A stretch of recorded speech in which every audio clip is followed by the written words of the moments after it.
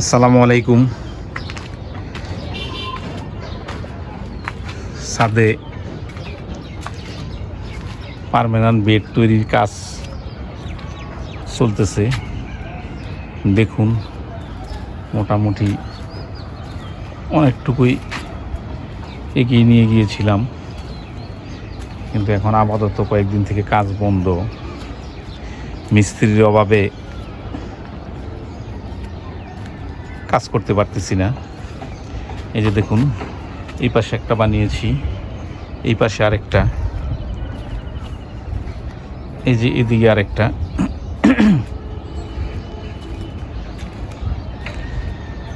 মোটামুটি চারিদিকেই বানানোর, এই যে এদিকে কিছু কাজ হয়েছে। একটু যদি আপনাদেরকে দেখাই, এই যে এদিকে একটা করে ইট শুধু লাগিয়ে রেখেছে। এই যে এদিকেও কিছু দিতেছি। এদিকে দেখেন, মোটামুটি বেশ কয়েকটা বেড তৈরি করতেছি বাগান করার জন্যে। তো দেখুন, শেষ পর্যন্ত বিভিন্ন সিস্টেম পদ্ধতি দেখে আমি সিদ্ধান্ত নিয়েছি, এই যে এখন আমি যে সিস্টেমে করছি, আমার কাছে মনে হইল এটাই সবচেয়ে ভালো সিস্টেম, যার জন্য আমি এইভাবে করেছি। যেমন আমি কিভাবে করেছি একটু যদি আপনাদেরকে দেখাই, যেমন এটা থেকে দেখুন, এই যে এটা হলো আমার মেন ছাদ, প্রথম ছাদ হলো এটা। এই ছাদের পরে মোটা করে সিমেন্ট গোলা দিয়ে, অনেক এলাকায় গ্যারাটিন বলে বা সিমেন্ট গোলা, ওইটা মোটা করে দিয়ে দিয়েছি নিচে। দেওয়ার পরে এই যে দেখুন, মোটা একটা পলিথিন দিয়েছি। আবার এই যে পলিথিন দেওয়ার পরে এর উপরে দেখুন কড়া সিমেন্ট, সিলেকশন বালু আর বালু দিয়ে আরেকটা ঢালাই দিয়েছি 2 ইঞ্চি। এই যে 2 ইঞ্চি একটা ঢালাই দেওয়ার পরে এটার উপরে এখন আবার হবে আস্তরের পরে হবে সিমেন্ট ফিনিশিং। এটি দিয়ে তারপরে এখানে মাটি দিয়ে গাছ লাগানোর ব্যবস্থা করব। তো এতে করে যে সুবিধাটা হবে, আমার এই নিচের ছাদে ড্যাম হওয়ার কোনো আশঙ্কা থাকবে না। আর আরেকটা সিস্টেম হইল যে এখান থেকে পিলারের মতো উঠায় একটু উপরে আবার এক্সট্রা ঢালাই দিয়ে নিচে ফাঁকা রেখা করা। আসলে ফাঁকা রেখা করলে হয় কি, ওই ছাদের সৌন্দর্যটা থাকে না, অসুন্দর হয়ে যায়। আর নিচে ময়লা আবর্জনা পানি এগুলো পরে একটা বিশ্রী একটা অবস্থা হয়, পোকামাকড়ের বাসা হয়। সেজন্যে আমি ওই সিস্টেমটা করছি না। এই সিস্টেমটা করাতে নিচে আর ফাঁকা নাই, ময়লা আবর্জনা পোকামাকড়ের কোনো ঝামেলা নাই। আর ওইখানে এগুলি থাকলে ওই এটা নিচে পরিষ্কার করতে অসুবিধা হয়। আর পরিষ্কার না করতে পারলে দেখা যায় কি, আপনার এই গাছপালা যখন হবে তখন ওই পোকাগুলি এসে গাছের মধ্যে আক্রমণ করবে, তখন দেখা যায় কীটনাশক দিতে হইতে পারে।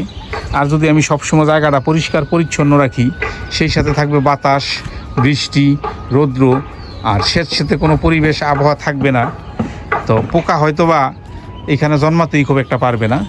তো যদিও জন্মাতে পারে, সেগুলি বাতাসে, বৃষ্টিতে, রৌদ্রে নষ্ট হয়ে যাবে।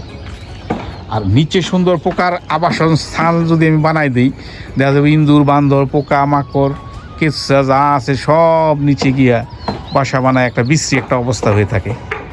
আর ওইখানে পরিষ্কারও করা যায় না। সেজন্য আমি এই সিস্টেম করছি। তা আমার মনে হয় না যে এটার মধ্যে ড্যাম হওয়ার মতো কিছু আছে। তারপরও ড্যাম যদি হয়, আমরা নিচ থেকে বুঝতে পারবো। বুঝতে পারলে অন্য কোনো ব্যবস্থা নিব, সমস্যা নেই। যে কীভাবে বুঝতে পারবো, যেমন নিচে দিয়ে ছাদে যে রং দেওয়া থাকবে, সেই রঙগুলো নষ্ট হয়ে যাবে, তখন বুঝতে পারবো হয়তো বা ছাদটা ড্যাম হয়েছে। তবে আমার মনে হয়, বা আমি যে সিস্টেম, যে পদ্ধতি করেছি, এতে করে ড্যাম হওয়ার আশঙ্কা থাকবে না। কেন থাকবে না? যেমন ফার্স্টে ছাদ করার পরে ছাদের মধ্যে তো যেই সিস্টেমে সিমেন্ট গোলা করে দেওয়া হয়, গ্যারাটিন বলে অনেক এলাকায়, সেটা তো আমি দিয়েছি, যে পুরা ছাদেই দেওয়া আছে, সব দিকে দেওয়া আছে। তো পরবর্তীতে আরেকটা যেটা করছি, সেটা হলো এই যেখানে আমি বেড তৈরি করবো, যে বেডের নিচে একেবারে কনি দিয়ে মোটা করে লাগিয়েছি। লাগানোর পরে ওইটার উপরে পলিথিনটা বিছাইছি। পলিথিন বিছানোর উপরে আবার দেখুন একটা 2 ইঞ্চি ডালাই দিয়েছি। সেই ডালাইটা শুধু সিলেকশন বালু আর হলো কড়া করে সিমেন্ট দিয়ে, এই ডালাইয়ের উপরে হবে আবার আস্তরের উপরে আবার সিমেন্ট ফিনিশিং হবে। তবে ড্যাম হওয়ার মতো আমার মনে হয় যে কোনো আশঙ্কাই নাই। আর তারপরে আমরা যখন পানি দিব, পানিটাও তো সীমিত আকারেই দিব, একেবারে পানি দিয়ে তো বাসায় ফেলবো না, সবসময় পানি থাকবেও না। আচ্ছা যাই হোক, তো এই ব্যাপারে যা বললাম যে সিস্টেম করলাম। তো এখন মোটামুটি এটার কাজ তো বেডের কাজ কমপ্লিট করতে পারি নাই এখনও, কিন্তু এখন আমি অন্য যে গাছ কিছু বিভিন্ন জায়গায় রেখেছিলাম সেগুলি আজকে থেকে আমার ছাদে উঠানের শুরু করব, উদ্বোধন করব। এই যে দেখুন এখানে ইট সব এনে রেখেছি, এই যে ইট আনা আছে, এই যে দেখুন ইট, এই যে বালি সব রেডি, শুধুমাত্র মিস্ত্রির অভাব, যার জন্য কাজটা দেরি হচ্ছে না। এই যে দেখুন সিঁড়ির ছাদরা, এটা অলরেডি ডালাই দিয়ে ফেলেছি, খোলার সময়ও হয়ে গিয়েছে। যে সিঁড়ির পাশে আবার একটা রুম, একটা চিলে কোঠার রুম করতেছি, যেহেতু ছাদে বাগান করব, নানানরা এখানে হইতে পারে, রাখতে হবে নানান যন্ত্রপাতি, সেগুলি যেন সঠিকভাবে সুন্দরভাবে রাখতে পারি, সেজন্য এই ব্যবস্থা। তো এখন থেকে আমি অলরেডি আজকেই কিছু গাছ উঠাইয়া ছাদে উদ্বোধন করব, গাছ লাগানো শুরু আজকে থেকেই। এই যে দেখুন সারা বাড়ি জোয়ারে কোথাও রাখতে পারি নাই, এই যে শুধু এই 3টা গাছ এখানে সেভ করেছিলাম, এখন এগুলিকে ছাদে নিয়ে আরাম মতো রাখবো। এটাকে আমি ফার্স্টে ছাদে নিয়ে যাওয়ার ব্যবস্থা করতেছি। বাঁশের চিপা চাপা দিয়ে নিতে হবে। যে দেখুন সিঁড়ির রুমের যেই শাটারিং বাঁশ আছে এগুলি এখনো খোলা হয় নাই, যা উঠানো শুরু করলাম। এই প্রথম আমার ছাদে আমি শেষের ছাদে গাছ উঠাইতেছি।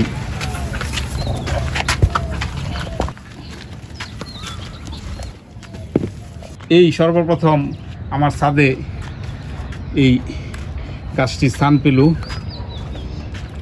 এটা হলো একটা, দেখুন অলরেডি ফুল আসতেছে, এই যে ফুল কয়েকটা হয়েছে, এই যে নিচেও আছে।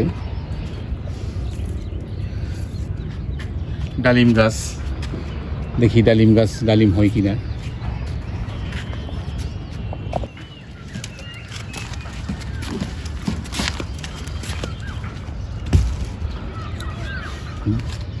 আমার ছাদ বাগানে 2য় নাম্বার গাছটা উঠিয়ে ফেললাম। এই যে দেখুন 2য় নাম্বারে স্থান পেয়েছে আমার ছাদ বাগানে একটা লেবু গাছ। এই যে আমার সেই লেবু গাছটা উঠিয়ে ফেললাম, অলরেডি 2য় নাম্বার গাছটা উঠিয়ে ফেলেছি।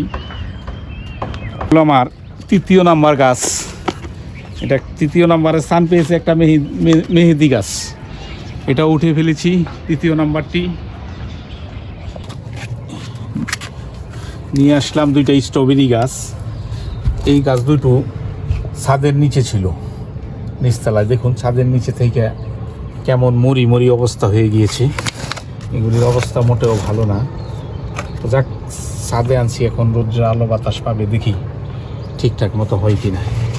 এই যে দেখুন এখানে নতুন একটা স্ট্রবেরির চারা বেরোচ্ছে, এটাকে আমরা এই যে সিস্টেম করে এইভাবে মাটিতে দিয়ে দিলে এখান থেকে নতুন করে আবার আরেকটা গাছ হয়ে যাবে। এই যে দেখুন কিভাবে আমি দিয়ে দিচ্ছি, এই যে একটু মাটির নিচে দিয়ে বাস রেখে দিলাম, পানি দিয়ে দিই।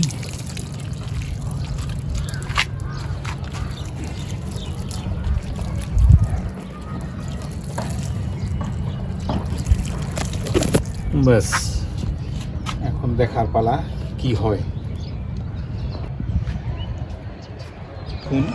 নিচে বারান্দায় কিছু গাছ রেখেছিলাম, ওই যে গাছগুলো গ্রিলের বাইরে, তো সেই গ্রিলের বাইরের গাছগুলোও এখন ছাদে উঠিয়ে ফেলবো। ভিতর দিয়ে তো আর নেওয়া সম্ভব না, তার জন্য ব্যবস্থা করতেছি। দেখুন কি ব্যবস্থা করতেছি, এই যে বালতি বেঁধে রশি দিয়ে এখন এটাকে আমরা নিচে ছেড়ে দিব। এই যে নিচে ছেড়ে দিচ্ছি। এই আমার বারান্দার এখানে অলরেডি চলে গিয়েছে।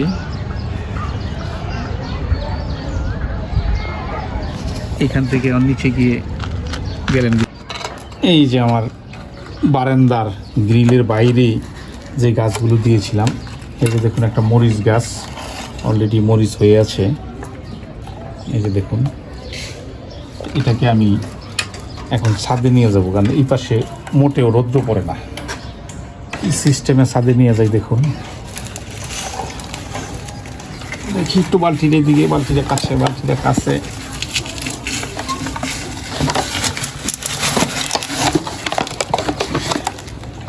বাস বালতিতে উঠিয়ে ফেললাম অলরেডি।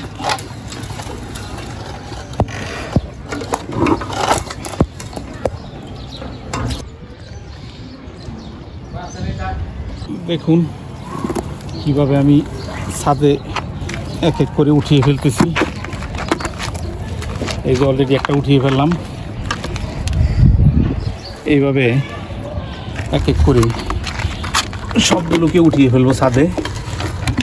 তো দেখি কোন পর্যন্ত উঠাইতে পারি। এক এক করে আমরা সবগুলো গাছ উঠিয়ে ফেলবো, দেখি কতগুলো উঠাইতে পারি। তো আমার জন্য সবাই দোয়া করবেন। নতুন ছাদে গাছ অলরেডি উঠানো শুরু করে দিয়েছি, আর দেখি বাগান সেইভাবে সুন্দরভাবে করার চিন্তা ভাবনা করতেছি। আস্তে আস্তে অলরেডি কাজ শুরু করেছি। তো সবাই দোয়া করবেন, ভালো থাকবেন, নিরাপদ ফল ফসল খাবেন। আল্লাহ হাফেজ।